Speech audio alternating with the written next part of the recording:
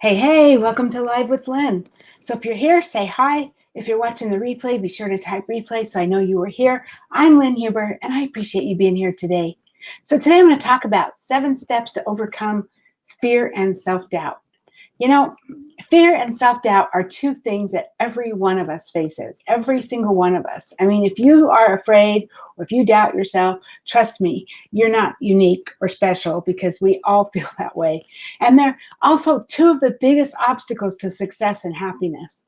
Some people feel more fear and self-doubt than others, right? And some are better at overcoming these emotions than others. But I really believe a lot of that has to do with experience and personal growth. And regardless of where you fall on the fear or self-doubt spectrum, there's many things that you can do to rise. I can't talk today. Regardless of where you fall on that fear or self-doubt spectrum, there's many things you can do to rise above those emotions.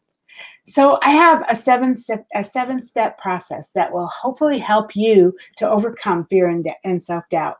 So the first one is identify what you're actually afraid of. What do you really fear? Most of us don't have to worry about being eaten by tigers, right? Our lives are rarely in that kind of danger.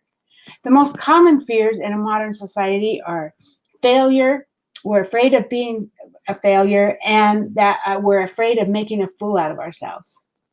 Of course, there's others, but those are the 2 main ones, I think. So first, really get clear on what it is that you're really afraid of. If you want to start a business, but you can't seem to get started, what's your real concern? Sorry, I should have turned my phone off.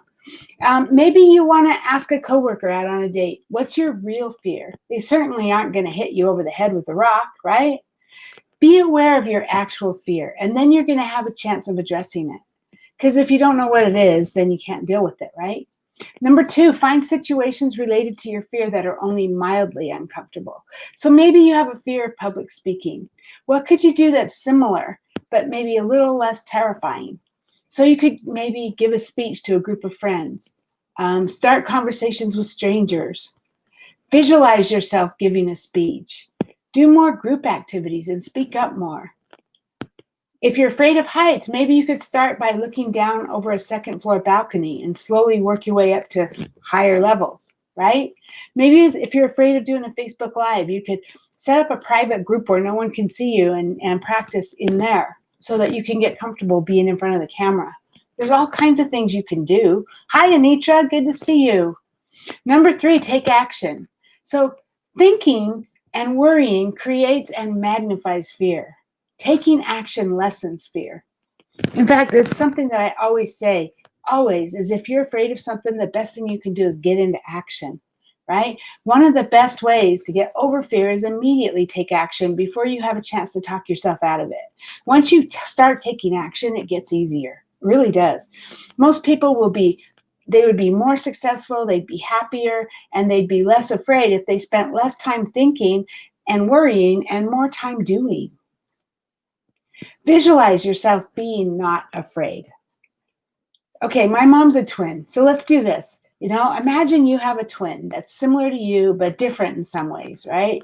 If you could build the perfect twin that embodies everything you want to be, what would they be like? So what skills, beliefs, and attitudes would they have? How would they handle the situation that you're afraid to handle? That situation that's creating the fear in you. How would they handle it? Allow yourself to become that twin. I mean, she looks just like you anyway. So, allow, and it can be anybody, who do you admire? Model what they're doing. Allow yourself to do a lot of what they're doing, or allow yourself to do what you just created that twin to be, right? Number 5, give yourself small successes. Set yourself up to win. Make the game so easy that you can't fail. And then as you start to gain confidence, up the stakes a little bit. So get used to being successful in the situations that normally cause you to feel fear.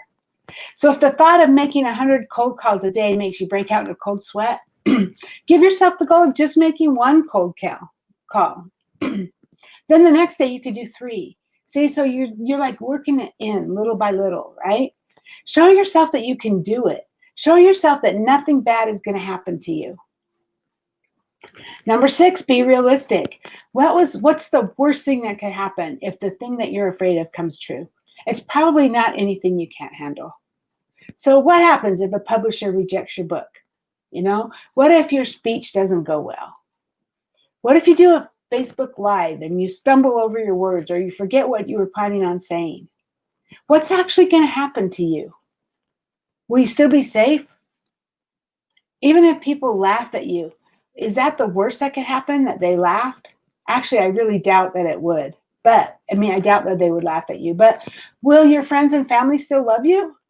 It's funny, if you're doing something like a Facebook Live or a speech and people are watching you, if you do happen to struggle, most of them feel bad for you. Most of them think, gosh, I'm glad that's not me. Trust me, the last thing they're thinking is that you're stupid or that you're a failure. That's up here in your own head, right? Number 7, get help. Whether you need some help from a friend or from a professional, there's no shame in getting help, right? You would get help if your car engine blew up. You'd get help if you broke your leg, right? You'd get help, or get the help that you need to deal with your fears. You can do this. How much do you allow fear and self-doubt to rule your life? Imagine what your life would be like if you could overcome all of your fears and self-doubt. Most people avoid the actions that trigger these uncomfortable feelings, but you can do better.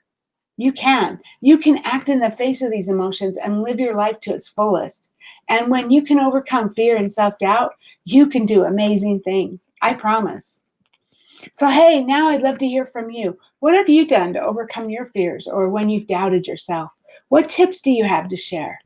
Please share your thoughts in the comments below. I would love to hear your stories. Thank you, Anitra, for being live with me today, and anyone else who might be live who just hasn't commented, and anyone who's watching the replay. I appreciate you. So go out there, have an amazing day, and I will see you later. Bye-bye.